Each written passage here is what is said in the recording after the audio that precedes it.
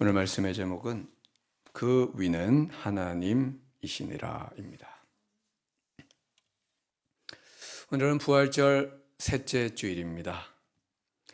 부활절은 교회 절기 중에서 가장 큰 절기로서 부활 승리의 기쁨은 7주 동안, 다시 말하면 50일 동안 경축됩니다. 그리고 50일째 되는 날이 오순절 성령 강림 주일입니다. 그래서 부활절은 본래 7주를 지키게 되어 있습니다. 근데 우리 교회는 오늘까지 3주를 지키려고 합니다. 다음 주일은 이웃 초청 잔치 주일이고요.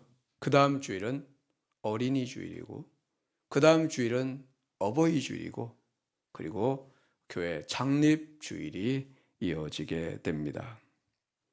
근데 사실 매 주일은 부활절입니다. 구약에서는 토요일 안식일을 지켰습니다. 그런데 사도행전과 서신서에 보면 초대교회는 안식 후 첫날, 예수님이 부활하신 날을 주일, 무슨 말입니까? 주님의 날로 지켰습니다. 그러므로 매 주일은 사실 부활절입니다. 여러분, 매 주일 교회 오실 때마다, 예배 드릴 때마다 한번 따라해 봅시다. 예수 부활하셨네. 나도 부활하겠네. 이런 고백으로 나오시고 예배 매주 드리시기를 축복합니다. 우리 18절 말씀 같이 보겠습니다. 또 그 밖에 여러 가지로 권하여 백성에게 좋은 소식을 전하였으나, 세례 요한은 백성에게 좋은 소식을 전했습니다. 여러분, 이 좋은 소식을 한자로 바꾸면 뭐가 될까요? 두자, 복음입니다. 같은 말입니다. 좋은 소식, 복음. 여기 좋은 소식을 전하다는 헬라어 동사는 유앙겔리조인데요. 이 단어는 유앙겔로스라는 명사에서 유래했는데 그 뜻은 사자입니다. 여기서 사자는 맹수 사자가 아니고 한자로 시킬 사자, 사람 자자를 써서 하나님의 명령을 받고 일하는 자라는 뜻입니다. 이 단어는 천사에게도 사용되었고 사람에게도 사용되었습니다. 유앙겔로스는 영어 성경에 두 가지로 번역이 되었습니다. 어떤 데는 이렇게 번역하고 어떤 데는 저렇게 번역했는데, 첫째는 엔젤입니다. 엔젤이 뭐죠? 천사. 또 하나는 메신저입니다. 메신저는 뭡니까? 하나님의 메시지를 전하는 자. 이 두 가지로 번역이 됐습니다. 유앙겔로스, 사자에서 좋은 소식을 전하다는 유앙겔리조 동사가 나왔다는 말은 유앙겔로스가, 하나님의 사자가 전하는 모든 메시지는 어떤 소식이라는 겁니까? 좋은 소식이에요. 여러분, 하나님이 보내신 사자, 메신저가 전하는 모든 소식은 좋은 소식입니다. 지난 목요기도회 때 우리 교회 협력 선교사이신 남아프리카 공화국 이민모 선교사님이 말씀을 전하셨습니다. 하나님의 사자, 하나님의 메신저로서 하나님의 말씀을 전한 겁니다. 저는 그 말씀에 많은 은혜를 받았는데 특히 제 마음에 와닿은 말씀이 있었습니다. 어떤 말씀이냐 하면, 하나님만이 우리의 왕이십니다. 하나님만이 나의 주인입니다. 이 고백이 아주 강력하다는 겁니다. 이것은 마귀를 무력화시키는 고백이라는 겁니다. 우리가 이 고백을 하나님께 드릴 때 하나님이 우리의 모든 것을 책임지신다, 이런 메시지를 전했는데, 여러분, 이 선교사님이 전하신 이 메시지 좋은 소식입니까? 네, 좋은 소식, 복음입니다. 성경은 세례 요한이 좋은 소식을 전했다고 말하고 있습니다. 그럼 요한은 어떤 메시지를 전했습니까? 사실 사람들이 좋아하지 않는 메시지를 전했습니다. 첫째, 어떤 메시지를 전했습니까? 회개의 메시지를 전했습니다. 회개하라, 천국이 가까이 왔느니라. 회개하고 새-사함을 받으라. 사람들은 회개하라고 하면 별로 좋아하지 않습니다. 두 번째는 어떤 메시지입니까? 독사의 자식들아, 책망의 메시지를 전했습니다. 사람들은 책망의 메시지는 더 좋아하지 않습니다. 세 번째는 어떤 메시지입니까? 도끼가 나무 뿌리에 놓였으니 심판의 메시지를 전했습니다. 심판의 메시지는 더더욱 좋아하지 않습니다. 네 번째는 어떤 메시지입니까? 좋은 열매 맺지 않은 나무마다 찍혀 불에 던져지리라. 지옥 메시지를 전했습니다. 사람들은 지옥 메시지를 아주 싫어합니다. 사실 요한은 사람들이 좋아하는 메시지를 하나도 전하지 않았습니다. 하나같이 듣기 싫은 소리만 전했습니다. 그런데 성경은 그가 백성에게 좋은 소식을 전했다고 말하고 있습니다. 왜 그렇습니까? 그것이 하나님의 말씀이기 때문입니다. 여러분, 사실 회개의 메시지, 책망의 메시지, 심판과 지옥의 메시지는 좋은 소식입니다. 듣기에 좋은 소식은 아니지만 우리 영혼에는 좋은 소식입니다.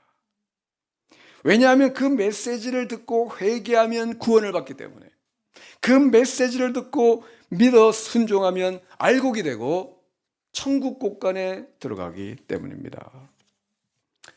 유다 왕국 말기에 두 선지자가 있었습니다. 한 사람은 예레미야입니다. 그는 백성들이 듣기 싫어하는 메시지만 전했습니다. 임박한 심판 메시지, 책망의 메시지, 회개의 메시지를 전했는데 왕부터 백성까지 전부 싫어했습니다. 그래가지고 잡아 가두고 때리고 박해를 했습니다. 그런데 다른 선지자, 거짓 선지자 하나냐라고 있었습니다. 이 사람은 백성이 좋아하는 메시지만 전했습니다. 지금 하나님의 심판이 문 앞에 와 있는데 하나냐는 뭐라고 했느냐? 평안하다, 평안하다. 아무 문제 없다. 우리는 아브라함의 자손이고 여기 성전이 있기 때문에 우리는 안전하다. 이렇게 전했습니다. 백성이 좋아했습니다. 그러다가 하나님의 심판을 당했습니다. 여러분, 이 두 사람 중에 누가 좋은 소식을 전한 겁니까?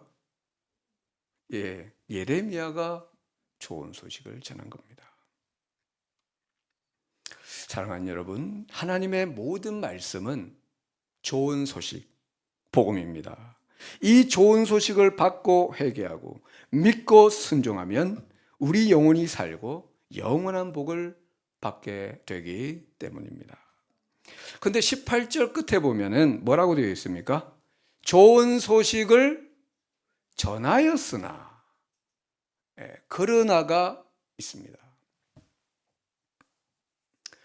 좋은 소식을 받은 사람도 있지만 받지 않은 사람도 많이 있었다는 뜻입니다. 오늘 성경은 그 받지 않은 사람 중에 한 사람을 소개하고 있는데 그 사람은 분봉왕 헤롯 안티파스였습니다.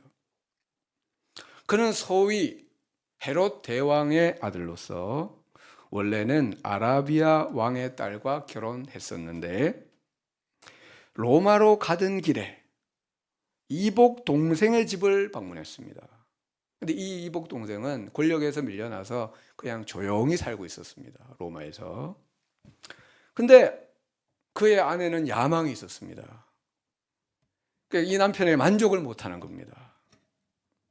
그러다가 이제 방문했다가 그 동생의 아내와 눈이 맞았습니다. 그리고 이제 불륜을 저지르게 됩니다. 그리고 로마에 돌아와서 자기 아내 본처를 쫓아내고 동생의 아내와 결혼을 하게 되는데, 이 여자가 바로 헤로디아라는 여자입니다. 우리 19절 같이 읽겠습니다. 분봉왕 헤롯은 그의 동생의 아내 헤로디아의 일과 또 자기가 행한 모든 악한 일로 말미암아 요한에게 책망을 받고, 헤롯 왕은 자기가 행한 모든 악한 일로 요한에게 책망을 받았습니다. 여러분, 이 책망의 메시지는 사실 그에게는 좋은 소식이었습니다. 왜냐하면 그 메시지를 듣고 회개하면 구원을 받기 때문입니다. 근데 헤롯이 어떻게 했습니까? 20절, 그 위에 한 가지 악을 더하여 요한을 옥에 가두니라. 지금까지 행한 그 모든 악한 일 위에 한 가지 악을 추가를 했습니다. 세례 요한을, 자기를 책망한 요한을 옥에 가둔 겁니다. 근데 여러분, 요한을 옥에 가둔 것으로 끝났습니까? 안 끝났습니다. 그 위에 또 한 가지 악을 더하여 요한의 목을 베었습니다. 3차 전도여행 때 바울은 에베소에 가서 그곳 회당에서 석 달 동안 하나님 나라에 관하여 강론하며 권면했습니다.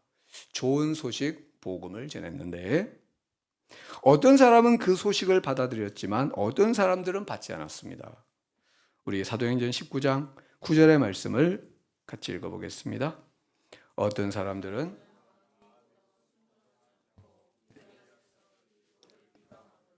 바울이 그들을 떠나 제자들을 따로 세우고 두란노 서원에서 날마다 강론하니라. 아멘. 여러분, 어떤 사람들은 마음이 굳어 순종하지 않았습니다. 받아들이지를 않았습니다. 그런데 안 받아들이면 안 받아들인 것으로 끝나면 되는데 거기서 결코 끝나지 않았습니다. 거기에 한 가지 악을 더하여 무리 앞에서 이 도를 비방을 했습니다. 왜냐하면 자기가 안 받아들인 것을 합리화하려면 이 도를 비방해야 되기 때문입니다.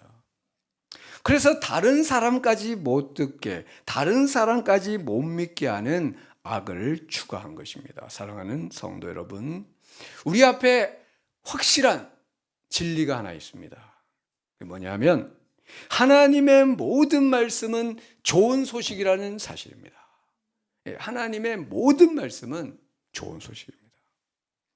듣기에 좋은 말씀만 복음이 아니라 듣기 거북한 말씀도 복음입니다.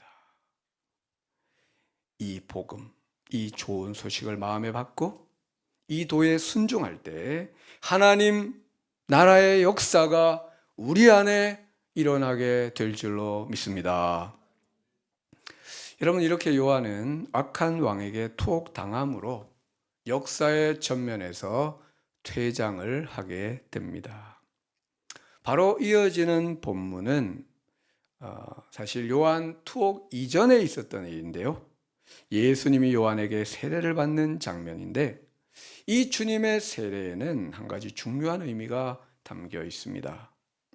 예수님의 세례는 예수 그리스도의 공적 사역이 시작되었음을 알림과 동시에 세례 요한의 사역이 종료되었음을 알리는 지표가 되는 겁니다.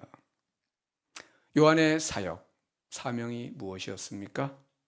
주님보다 먼저 와서 주님의 길을 준비하는 일이었습니다. 그런데 이제 주님이 오셨습니다. 그러므로 그의 사명의 시간은 어떻게 된 겁니까? 끝난 겁니다. 그리고 예수님께 세례를 베푸는 마지막 사명까지 마쳤으니, 그래서 예수님의 공생애가 시작되었으니 요한은 더 이상 세상에 있을 이유가 없는 겁니다. 요한의 사명은 이제 끝난 겁니다. 그는 흥하여 가겠고 나는 쇠하여야 하리라. 그의 메시지 그대로 요한은 여기에서 역사의 전면에서 퇴장을 하게 됩니다. 아니, 어떻게 보면 하나님께서 강제로 퇴장을 시켰습니다. 옥에 가둠으로써 퇴장을 시켰습니다. 여러분, 요한은 자기에게 주어진 시간 동안 자기 소명을 다하고 퇴장했습니다. 네, 우리도 마찬가지입니다. 우리에게 주어진 시간이 있고 그 시간이 끝날 때가 있다는 겁니다. 중요한 게 뭡니까? 그 시간 동안, 내게 주어진 시간 동안 요한처럼 신실한 겁니다. 푯대를 바라보며 최선을 다하여 자기 소명을 다하는 겁니다. 그리고 하나님의 시간이 되면 조용히 퇴장을 하는 겁니다.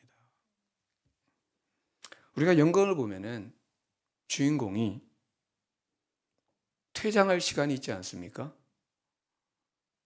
주인공이 퇴장할 그 타이밍에 확 퇴장을 하면은 감동이 되고 여운이 오랫도록 남게 됩니다. 근데 퇴장할 때 퇴장하지 않고 막 왔다 갔다 하고 이러면은 연극을 망치게 됩니다. 우리 인생도 그렇습니다. 주어진 시간 동안 최선을 다하고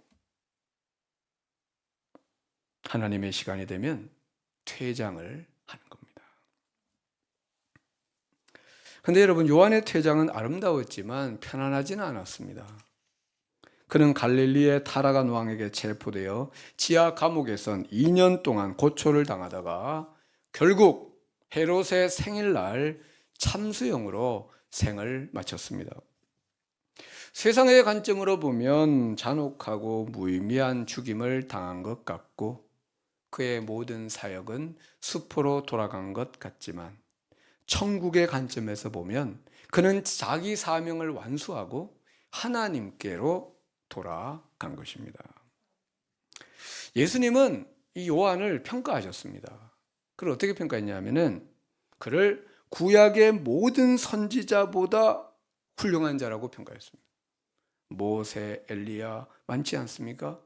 구약의 모든 선지자보다 훌륭하다고 그랬습니다. 여자가 낳은 자 중에 요한보다 큰 자가 없다고 했습니다. 세례 요한의 생은 짧았지만 이 땅에서 가장 아름다운 삶을 살았고 그는 하나님 나라에서 별과 같이 영원토록 빛나는 자가 되었는데 우리 인생도 이런 요한의 인생을 본받기를 소망합니다. 우리 32절 우리 함께 읽겠습니다. 요한이 백성이 다 세례를 받을세 예수도 세례를 받으시고 기도하실 때에 하늘이 열리며 아멘. 당시 많은 백성이 요한에게 세례를 받았는데 그때 예수님도 요한에게 세례를 받으셨습니다. 근데 이 문맥을 이렇게 자세히 보면 예수님이 백성 가운데 줄을 서 계시다가 많은 사람들이 세례받으러 줄 서서 세례를 받았는데 예수님도 줄을 서 계시다가 세례를 받은 것으로 보입니다. 여러분, 요한이 베푼 세례는 어떤 세례였습니까? 죄 사함을 얻게 하는 회개 세례였습니다. 근데 예수님이 죄가 있습니까? 죄가 없습니다. 그러므로 이 세례를 받을 이유가 없는 겁니다. 요한도 그것을 알았기 때문에 예수님을 만류했습니다. 내가 당신에게 세례를 받아야 할 터인데 당신이 내게로 오시나이까. 마태복음 3장 15절 예수께서 대답하여 이르시되 이제 허락하라. 우리가 이와 같이 하여 모든 의를 이루는 것이 합당하니라 하시니 이에 요한이 허락하는지라. 모든 의, 이것은 하나님의 모든 뜻. 너는 나에게 세례를 주고 나는 너에게 세례를 받음으로 하나님의 뜻을 이루는 것이 합당하다라고 한 것입니다. 여러분, 예수님이 요한에게 세례를 받는 것이 하나님의 뜻이었습니다. 그러니까 하나님의 아들 예수님이 죄인의 자리에 서는 것이 하나님의 뜻이었습니다. 그래서 주님 공생의 첫 시작은 죄인의 자리에서 세례를 받는 일이었고, 주님 공생의 마지막 시간은 죄인의 자리에서 십자가에 달려 죽으시는 일이었습니다. 여러분, 왜 예수님은 우리 대신 죄인의 자리에 서셨습니까? 베드로전서 3장 18절, 그리스도께서도 단번에 죄를 위하여 죽으사 의인으로서 불의한 자를 대신하셨으니 이는 우리를 하나님 앞으로 인도하려 하심이라. 우리를 하나님 앞으로 인도하시려고 죄인의 자리에 서신 겁니다. 요한복음 3장 16절, 하나님이 세상을 이처럼 사랑하사 독생자를 주셨으니 이는 그를 믿는 자마다 멸망하지 않고 영생을 얻게 하려 하심이라. 누구든지 예수님을 믿어 멸망하지 않고 영생을 얻게 하시기 위해서. 여러분, 우리뿐입니까? 아닙니다. 우리의 태신자, 이 지역의 많은 영혼들, 그들도 예수님 믿어 영생을 얻게 하시려고 예수님이 죄인의 자리에 서신 겁니다. 마지막 23절에서 38절은 예수님의 족보, 예수님의 계보입니다. 우리가 아까 읽었는데 많은 이름들이, 낯선 이름들이 나오지 않았습니까? 누가복음 3장 23절을 우리 함께 읽어보겠습니다. 예수께서 가르치심을 시작하실 때에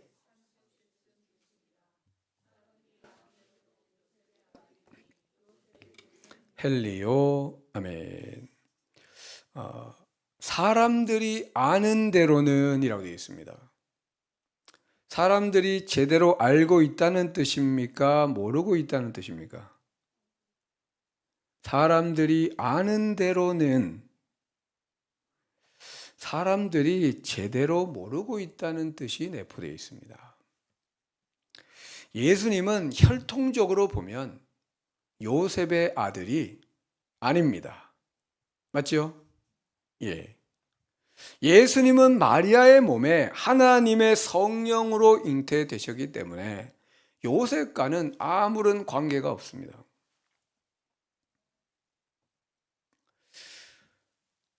그래서 사실 예수님은 요셉의 아들이 아니고 하나님의 아들이십니다.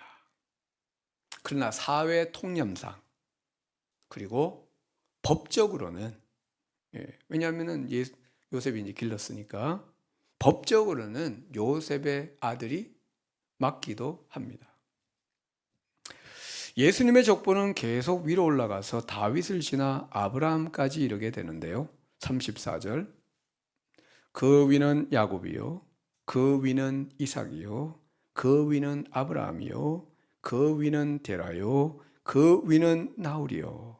그리고 계속 위로 올라갑니다. 38절, 그 위는 에노스요, 그 위는 셋이요, 그 위는 누구라고요? 아담이요. 인류의 조상 아담이요.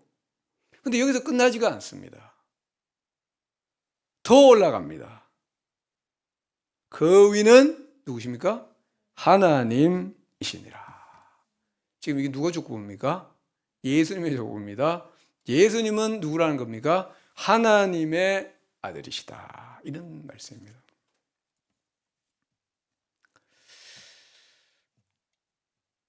근데 여기 주목할 것이 하나 있는데, 영어 성경을 보면 아담을 누구라고 하고 있습니까? 우리 다시 한번 띄워주시면, 아담 the son of God, 아담 the son of God 이라고 되어 있죠. 아담이 누구라고요? 하나님의 아들이다. 아담은 사람이란 뜻입니다. 아담은 하나님의 아들입니다. 여러분, 이것이 본래 하나님의 창조 계획입니다. 하나님은 사람을 하나님의 아들과 딸로 창조하셨습니다. 그런데 아담의 범죄로, 사람의 범죄로 이 관계가 깨졌고 아들, 딸의 지위를 상실했습니다.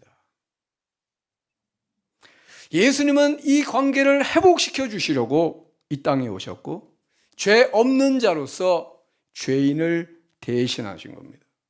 그래서 우리를 하나님께로 인도하시고 하나님 자녀의 지위를 회복시켜 주시는 겁니다. 영접하는 자, 그 이름을 믿는 하나님의 자녀가 되는 권세를 주신다. 다음 주 우리 교회는 이웃 초청 잔치를 열게 됩니다. 여러분, 이 잔치는 왜 여는 겁니까? 우리 이웃, 우리 태신자들을 그 본래의 자리로 돌아오게 하기 위해서입니다. 그들의 본래 자리가 어디입니까? 하나님의 아들, 하나님의 딸의 자리입니다. 그 본래의 자리, 그 본래의 지위로 회복시키기 위해서 이 잔치를 하는 겁니다. 하나님은 이 일을 위해 독생자를 세상에 보내셨고 예수님은 이 일을 위해 우리를 세상에 보내시고 있습니다. 오늘 오후에 우리 이웃 초청 잔치를 앞둔 마지막 전도가 있고요. 그리고 이번 한 주간 여러분의 태신자들을 찾아가서, 또 태신자 작정은 안 했을지라도 생각나는 이웃을 찾아가서 그분들을 교회로 초청해 주시기를 바랍니다. 이 일은 그들로 하여금 하나님이 창조하신 그 본래의 자리, 그 본래의 지위, 그 자리로 돌아오게 하는 일입니다. 얼마나 귀하고 얼마나 소중하고 얼마나 가치 있는 일인지 모릅니다. 주님께서 이 사명을 우리에게 맡기셨는데 우리도 요한처럼 이 사명 충실히 감당하는 우리 모두가 되기를 주의 이름으로 축원합니다. 기도하겠습니다. 사랑의 하나님 아버지, 그 위는 하나님이시니라. 온 인류의 족보를 거슬러 올라가면 제일 위에 하나님이 계십니다. 모든 사람은 하나님의 창조로 인해 이 세상에 태어났습니다. 그리고 모든 사람은 다시 하나님께로 돌아가야 됩니다. 예수 그리스도를 통하여 우리에게 돌아갈 길을 열어주셔서 감사드립니다. 우리가 이 좋은 소식을 세상에 전하고 이웃에 전하고 태신자들에게 전하게 하여 주시옵소서. 주님, 저들에게 긍휼과 은혜를 베풀어 주시옵소서. 그들이 잃어버린 그 본래의 자리, 하나님의 아들의 딸의 자리로 속히 돌아오게 하옵소서. 이번 이웃 초청잔치가 그 회복과 구원의 자리가 되게 하여 주옵소서. 예수님의 이름으로 기도드리옵나이다. 아멘.